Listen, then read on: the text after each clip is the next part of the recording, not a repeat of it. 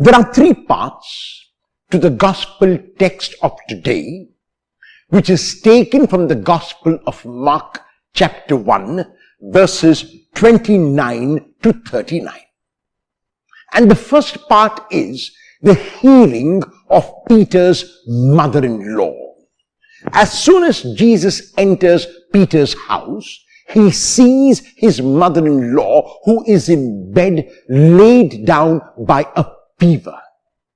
Jesus takes her by the hand and lifts her up, and the fever leaves her.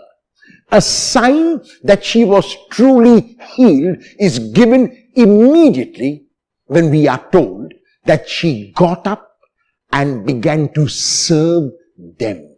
Immediate relief, immediate healing results in the person being so grateful, not reveling it in herself, but reaching out in service, reaching out to others. This is exactly what Peter's mother-in-law does. And so the point which Mark is making is that healing is also for service. That we must appreciate the gift of good health that God has given us, and whenever possible, we need to reach out in service to others, like Simon's mother-in-law does in the gospel text of today. The second part is the healing of everyone who is brought to him. Through this, Mark is saying that the ministry of Jesus and the mission of Jesus is not merely words, but action. In the case of Jesus, there was not only theory, but also practice, and that is why a large part of the ministry of Jesus was reaching out to the deaf and the dumb and the blind and the lame and lepers and the sick, and even raising the dead. Jesus does all of that in this summary statement which Mark gives us by telling us what exactly this kingdom means. The kingdom is not only spiritual healing, which it surely is. The kingdom is psychological healing and physical healing and mental healing and every other kind of healing. One might say that the kingdom is making people whole.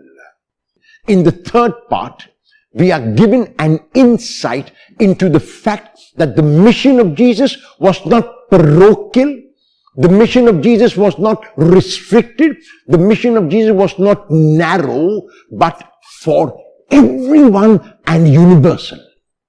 Simon and his companions hunt Jesus down, who has gone away by himself to pray. Jesus knew that the strength which he had came from his Father. Jesus knew that he needed to keep going back to his Father for this renewed strength. And that is why in the third part, when everyone is asleep, early in the morning, he has gone away by himself to commune with the alone. He is alone and with the alone. And even as Simon and his companions find him after hunting him down, they want him to remain there. They want him to be parochial. They want him to be restricted. They want him to be narrow. And Jesus says, no. My ministry cannot be a restricted ministry. My ministry cannot be for a small group of people. My ministry is a ministry that is universal and available to all. So anyone who needs help, I am willing to reach out to. Anyone who needs my assistance, I am willing to assist. My ministry is to the whole world and anyone who is open to my grace. The Lord is inviting us to continue that ministry today. The Lord is inviting us first to appreciate the gift of good health and to use this gift not only for myself, but even for others. The Lord is inviting us to look at my own frailty and to approach Him for this healing and holiness that I need. And the Lord is inviting us to be like Him, the salt of the earth and the light of the world. Will I reach out in love to at least one person today?